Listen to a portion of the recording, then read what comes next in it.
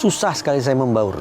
Ya. Kenapa? Karena kebanyakan tetangga itu usia pensiun. Ya. Sementara saya katakanlah masih usia produktif. Ya. Jadi suatu ketika ditegurlah saya kan. Ya. Bung, Anda itu tidak pernah ikut jalan-jalan pagi. Ya. Jam berapa saya tanya? Jam 7. Susah lah bagi saya ikut jalan pagi. Jam 7 itu bagi bapak-bapak urusannya mencari udara segar. Iya. Sementara saya jam 7 mencari dana segar. Yang saya katakan begini, Ustaz. Haruskah saya kemudian ya sedikit banyak agak mengesampingkan kepentingan pekerjaan saya demi menjaga keharmonisan dalam hidup bertetangga? Mereka tidak bisa memaksa Bang Reza untuk menjadi segera pensiun dini. Dan Bang Reza nggak bisa juga memaksa mereka untuk masuk kantor. Jadi bagaimana hubungan kalian, hubungan Bang Reza dengan sekitar, yang bisa adalah saling memahami. Mereka memahami bahwa Bang Reza belum pensiun.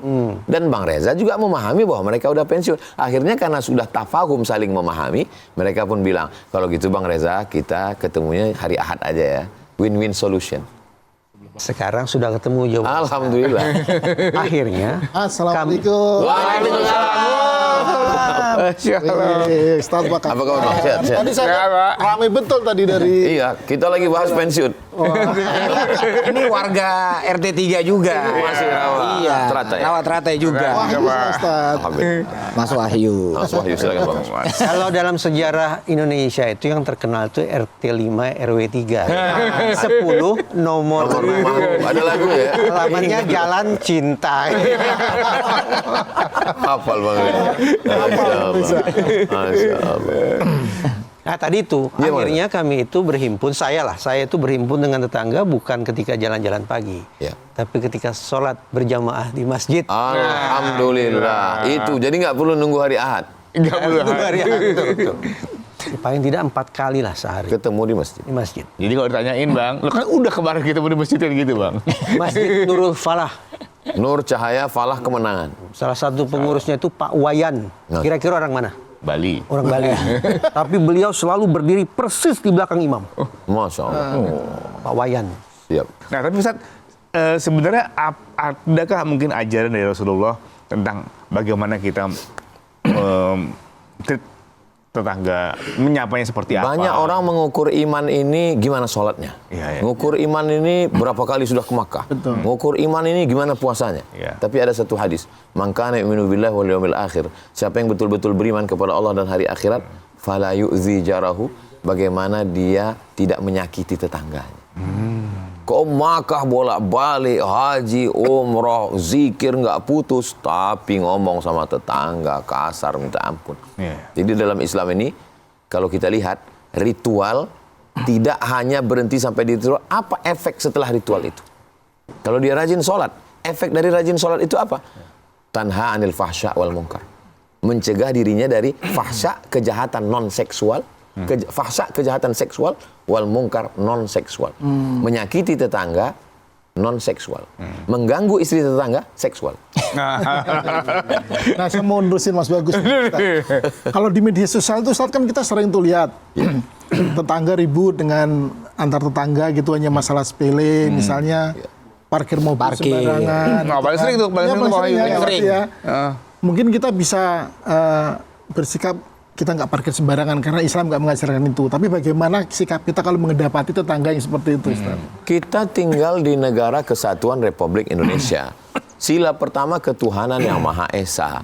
Artinya di negeri ini semua orang yang bertuhan, tidak mesti Muslim, dia dilindungi. Maka di mana titik temu kita? Titik temu kita ada pada Pak RT dan Pak RW. Sudah dijelaskan Bang Reza tadi. Jadi kalau kita komplain ke dia komplain ketika masing-masing dengan egonya, apalagi dia punya jabatan, punya kekuasaan, tersinggung, nggak ketemu, ngelapor ke Pak RT. Kata Pak RT, saya pun nggak berani juga tuh. Ngelapor ke Pak RW. Salah saya dia rusak gitu. Kalau mau jangan kelahi sama tetangga. Kenapa? Sempit hidup kita. Betul, betul. Jangan kelahi sama tetangga, sempit hidup kita. Kalau kita kelahi sama tetangga, ngelihat kanan susah, ngelihat kiri susah, ujung-ujungnya pindah. Iya. Memang mau pindah kemana? Kita udah cukup nyaman di Rawat Teratai ini. Adalah kampung, saya tidak sebut nama. Iya. Yang jelas bukan IKN. Ustaz. Ini serius ini. Iya. Ada seorang warga yang sholat itu bukan main rajin, tepat waktu, zikir panjang. Tapi suatu ketika berkelahi dengan sesama tetangga. Sejak itu saya tidak pernah lagi melihat kawan kita ini datang ke masjid. Saya tidak tahu dia pindah ke masjid yang sebelah mana.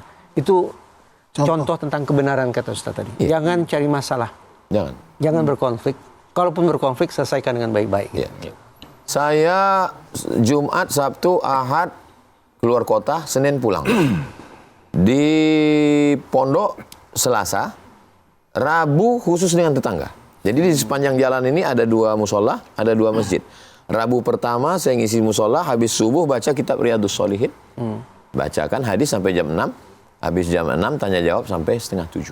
Yang sibuk segala macam, ya 6 silakan pulang, nggak jadi masalah. Jadi nggak ada sekat dengan tetangga, mau nanya, mau ini segala macam. Saya nggak mau, Ustaz Somad itu hanya ceramah ke sana kemari, diundang pejabat, lewat mobilnya kacanya tutup, nggak pernah kelihatan wajahnya. Ada juga yang pernah datang. Ustaz janganlah ceramah hanya di TV One aja, hanya di instansi sini aja, di lingkungan kita juga lah Pak Ustaz. Setelah habis dia ngomong, saya tanya, kok nggak pernah datang subuh? Saya bilang, aku sudah bertahun-tahun sini ngajar Riyadhus Shalihin. Dia nggak datang. Dia aja ternyata nggak pernah datang. Jadi kehidupan kita dengan tetangga ini, ya kita rangkul, kita. Yang namanya manusia nggak sama semua. Betul. Memang ada Abu Bakar, ada Umar, ada Utsman, tapi Abu Jahal, Abu Lahab ada juga. Itulah hebatnya silaturahmi. Artinya Ustaz tetap mau ya datang ke surau-surau kecil di kampung kami itu tetap mau ya? Saya mengajar di 2 musola dalam setiap bulan 2 kali. Saya tetap ngisi di musola kecil. Nanti Bang Riza pulang ke Indragiri mampir ke rumah. Insyaallah. Kalau ada tetangga yang non-muslim ingin ikut menyimak tausiah atau khutbah dari Ustaz, Saya waktu di Bali, Bang Reza, di Bali saya ceramah di Masjid Nur besar, yang mengawal saya di situ waktu tabligh akbar itu Raja Bali, sudah meninggal. Beliau yang mengawal situ duduk. Saya tanya, kenapa Bapak di sini mengawal? Untuk menjaga kita semua, Pak Ustaz. Jadi saya tausiah dihadiri oleh non-muslim sesuatu yang biasa. dakwah TV One itu sudah betul. Iya, betul. Damai Indonesiaku. Kita harus sana. Indahnya Ramadan. Kita bersama. Selesai sudah barang itu. Udah. Ada satu lagi Ustaz yang pengen saya tanya nih Ustaz.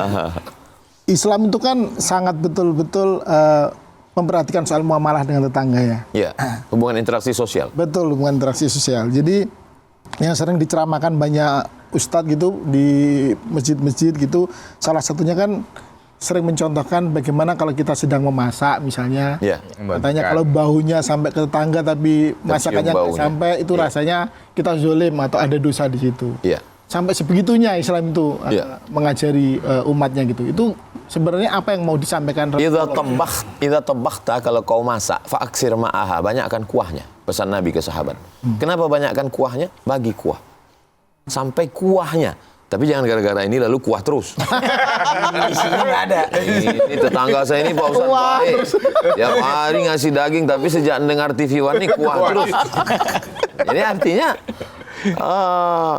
dibagikan kepada jiran, tetangga, kawan, sahabat apa yang kita mau. Jadi waktu masih kecil, saya ingat almarhumah ibu saya lihat pergi antar ke sana. Saya tukang antar, saya anak pertama Bang Riza. Saya antar. Pergi antar sana, saya antar. Terus kenapa diantar, Mak? Kalau tak menjulur labu, tak menjulur kundur, tak menjulur labu. Jadi dalam bahasa orang Melayu, menjulur itu maksudnya kalau udah keluar pucuknya, keluar kuntumnya, itu menjulur artinya. Ini pohon labu, ini pohon kundur. Pohon kundur dengan labu ini bertetangga. Kalau sudah keluar pucuk kundur, keluarlah pucuk labu. Artinya kalau kita buat, nanti kita akan saling berbagi. Berbagi. Cuman karena dia bukan ustazah, dia lebih pakai budaya Melayu. Padahal kalau dalam hadis, tahadu tahabu, saling berbagi hadiahlah kamu akan berkasih sayang. Iya.